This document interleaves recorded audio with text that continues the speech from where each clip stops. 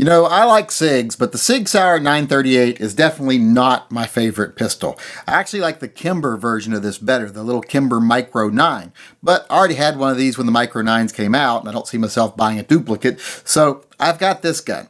Now, like I said, never been crazy about it. Now, one of the things I don't like about this gun is it's kind of plain looking. Now, I like the black and rosewood look on a revolver, but on semi-automatics, doesn't do much for me.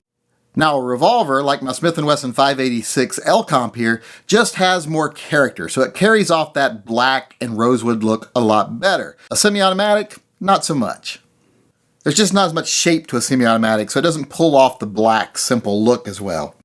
So I thought I'd take a moment today and turn this gun into something that I like the looks of just a little bit better. You know, if I'm going to keep it, I might as well like the way it looks. So I'm going to put a little work into it today with some stuff that I already have laying around and see if I can make it just a little bit more my own.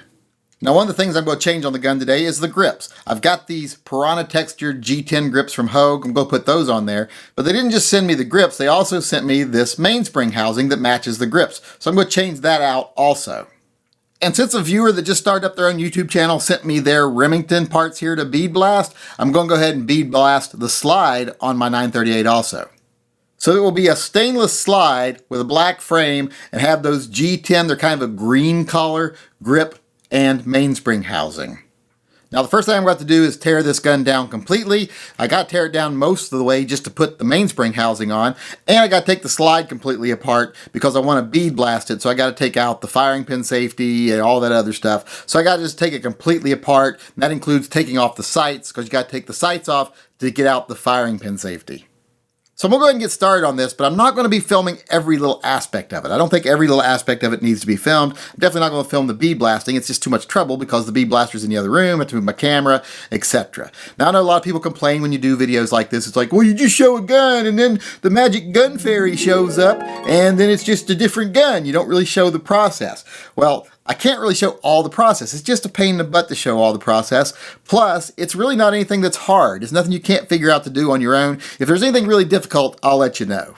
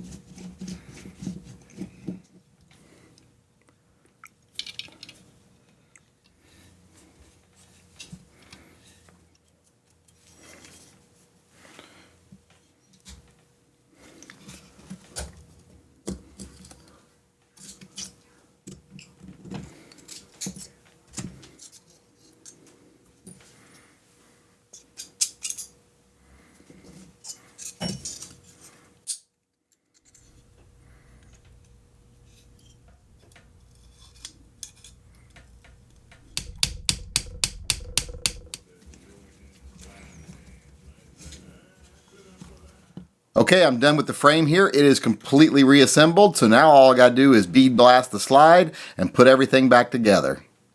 Okay, the slide is complete. It has been bead blasted down. Now, I'm going to leave it matte like this. I like that dark gray look. If I wanted it to be shinier, I could either brush it out with some steel wool, some synthetic steel wool and some oil, or if I wanted even more of a grain, I could use some sandpaper, or I could high polish it. But I really like this kind of matte gray look. It's really popular in firearms now, so I'm going to leave it just like that.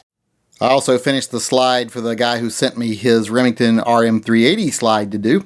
So I'm going to be sending this back to him. He's got a YouTube channel. I don't remember what it is, but if you want to see what this is going to look like once it's reassembled on his gun, or what he's going to do with it, if he's going to polish it or what, I'm leaving it flat for him.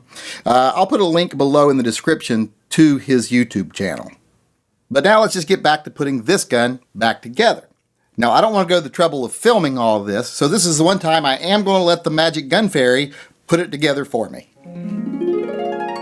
And here we have the finished product. Thank you very much, Gun Fairy. I think we're all going to have to agree that that is one sexy gun fairy. But like I was saying, the gun is now completed, and as you can see, if you look at the before and the after, it looks very different. It looks like a custom gun now, but it didn't cost me like a custom gun would have. So if you've got a gun like the SIG P938 laying around and you like it, but you wish it was just a little bit more your own, all it takes is a little bit of time, a little bit of effort, and a little bit of know-how to take a bland, boring, normal gun and make it just a little bit special.